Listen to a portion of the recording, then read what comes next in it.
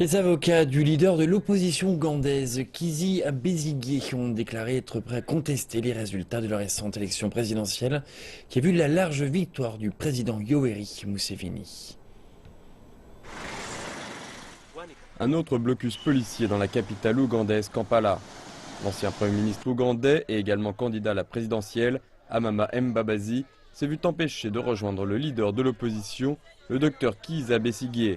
La police lui a donné l'ordre de rentrer chez lui.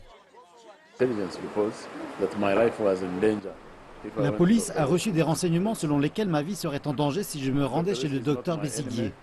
Le docteur Besigye n'est pas mon ennemi. Si la police détenait cette information, il aurait été préférable qu'elle l'ait partagée avec moi avant.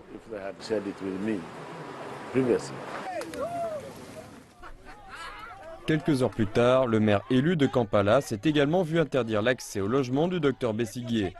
Le docteur Besigye, qui s'est présenté 4 fois à la présidentielle, a été plusieurs fois détenu puis relâché après l'annonce des résultats du scrutin de 2016. Il affirme que les résultats ont été truqués et demeure actuellement en résidence surveillée. Ils veulent le garder en détention, car ils lui ont volé sa victoire.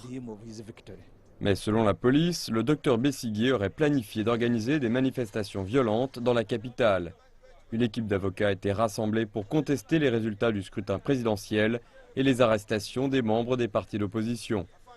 Le président ougandais Yoweri Museveni a remporté l'élection, prolongeant ainsi ses 30 années de règne. Son parti a exhorté les membres des partis d'opposition d'avoir recours à des moyens légaux. Le principal parti de l'opposition ougandaise maintient sa position qui est de rejeter les résultats de l'élection présidentielle.